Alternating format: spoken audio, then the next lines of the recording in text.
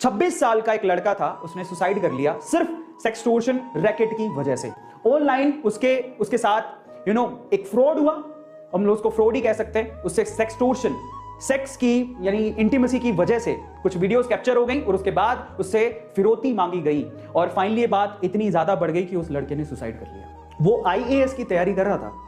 अचानक से क्या होता है, उसे फेसबुक पे एक रिक्वेस्ट आती है नेहा नाम की लड़की की। ठीक है, आप नाम पे मत जाइएगा, बट धीरे धीरे रिक्वेस्ट आती है, बातें होने लगती हैं। उसे नहीं पता था कि जो लड़की की रिक्वेस्ट आ रही है उसके पीछे एक रैकेट काम कर रहा है। धीरे धीरे और क्लोज आने लगते हैं। एक वक्त ऐसा आता है कि वो लड़की बेंगलोर की नहीं थी, सिर्फ मोबाइल पे ही बातें हो रही हैं। धीरे धीरे पर्सनल नंबर शेयर हो गए, फिर धीरे धीरे उन्होंने वीडियो कॉल शुरू किए, वहां से इंटीमेट चीजें शुरू हो गई। और एक वक्त ऐसा आया जब उस लड़की ने इंटीमेट वीडियोस शेयर किए, उस लड़के को बोला कि तुम भी इंटीमेट वीडियो शेयर करो, तो गलती वही हो गई। उस लड़के ने बिलीव कर लिया और उस लड़के ने इंटीमेट वीडियोस, लाइव वीडियोस जो भी था, ऐसे वीडियो कॉल्स किए जिसकी वजह से वो फंस गया। वो वीडियो रिकॉर्ड हो गए।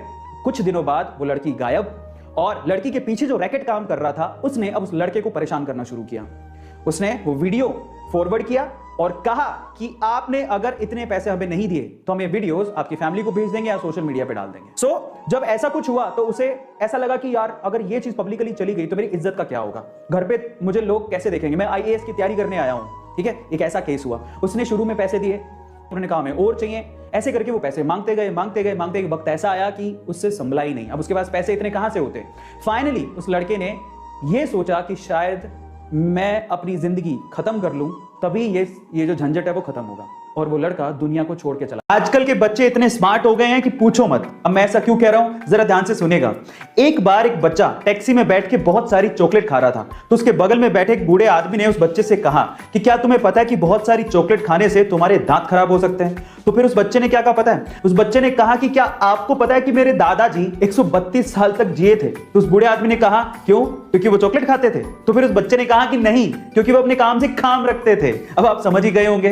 गाइस, क्या आपने भी ऐसे स्मार्ट किड्स अपने आसपास देखे हैं? चैट सेक्शन में जरूर लिखेगा। गाइस, क्या आप जानते हैं कि एबल दास रीमा सोसकास नाम के एक बंदे ने गूगल और फेसबुक के साथ पूरे 900 करोड़ रुपए का स्कैम किया था?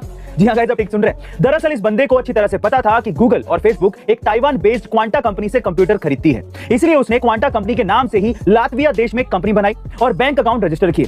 इसके बाद उसने 2013 से 2015 तक गूगल और फेसबुक को इन आइटम्स के इनवॉइसेस बेचे जो उन्होंने कभी खरीदे ही नहीं थे। इन इनवॉइसेस के साथ उसने ईमेल में फेक कॉन्ट्रैक्ट्स भी अटैच किए, जिसमें इन दोनों कंपनियों के एग्जीक्यूटिव्स के फेक सिग्नेचर्स भी थे। जिससे हुआ ये कि उसने 2 सालों के अंदर ही गूगल के साथ 150 करोड़ और फेसबुक के साथ करीबन 750 करोड़ रुपए का स्कैम कर दिया। लेकिन जब गूगल और फेसबुक को इसकी भनक लगी तो ये अमाउंट स्कैन के बाद डिटेक्ट हो गया, जिसके बाद उस बंदे को जेल जाना पड़ा। गाइस सोचिए, जब इतनी बड़ी टेक कंपनियों के साथ स्कैम हो सकता है तो किसी भी कंपनी के साथ ऐसा हो सकता है।